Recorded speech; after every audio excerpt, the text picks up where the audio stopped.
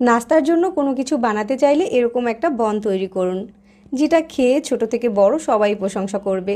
এরকমই একটা নরম তুলতুলে বাটার বনের রেসিপি আজকে শেয়ার করছি। তো আজকের বাটার বনটা বানানোর জন্য প্রথমেই হচ্ছে এখানে একটা বাটিতে নিয়ে নিচ্ছি হাফ কাপ দুধ। দুধটা যাতে হালকা কুসুম গরম থাকে। দুধের সাথে 1 চামচ দিয়ে দিচ্ছি ইস্ট আর একটু নেড়েচেড়ে মিশিয়ে দিচ্ছি।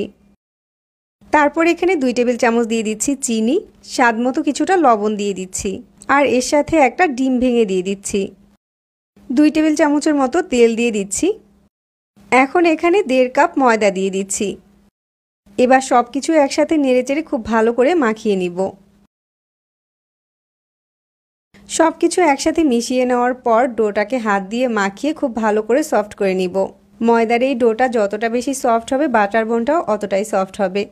তো ময়দার ডোটাকে আমি এরকম সফট করে মাখিয়ে নিয়েছি। এবার একটা ঢাকনা দিয়ে ঢেকে ময়দার ডোটাকে 1 থেকে 1.5 ঘন্টার জন্য রেস্টে দিয়ে দিব। 1 থেকে 1.5 ঘন্টা পরই ময়দার ডোটা অনেকটাই ফুলে উঠেছে।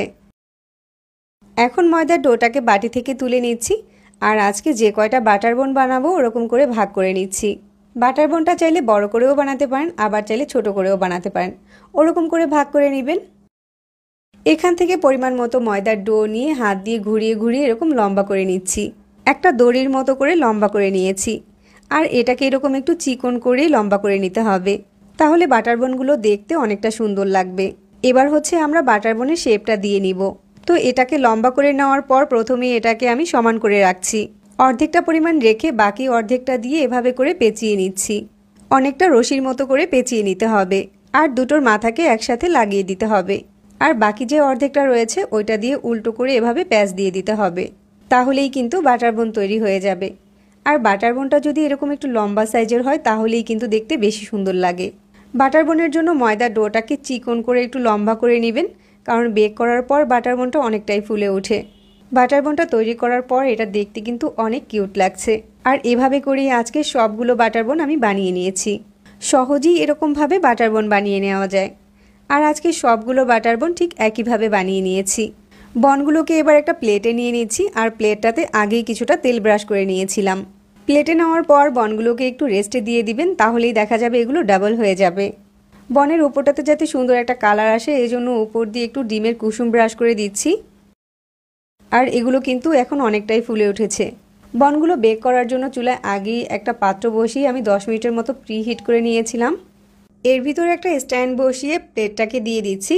চুলার আঁচটাকে মিডিয়ামে রেখে এটাকে 30 মিনিটের মতো বেক করে নিব। 180 ডিগ্রি তাপমাত্রায় 10 মিনিট প্রিহিটেড ওভেনে আধা ঘন্টার মতো বেক করে নিতে পারেন। তো আমাদের বনগুলো এখন বেক করা হয়ে গিয়েছে আর উপরটাতে সুন্দর একটা কালারও এসেছে। বনগুলো যাতে নরম তুলতুলে থাকে এজন্য উপর দিয়ে একটু বাটার লাগিয়ে দিচ্ছি। চাইলে এখানে তেলও ব্রাশ করে দিতে পারেন।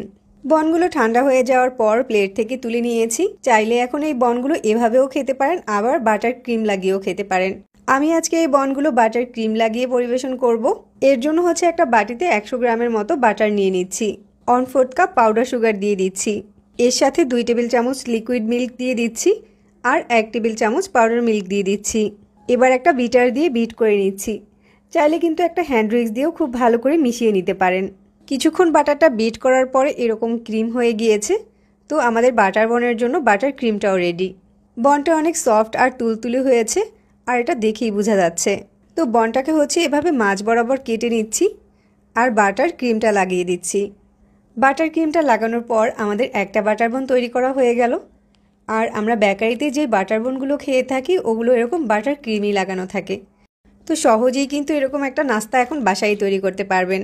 এভাবে বাসায় বাটার বন বানিয়ে বাচ্চাদের টিফিনেও দিতে পারেন। এতক্ষণ সাথে থাকার জন্য সবাইকে ধন্যবাদ জানিয়ে বিদায় নিচ্ছি। আল্লাহ হাফেজ।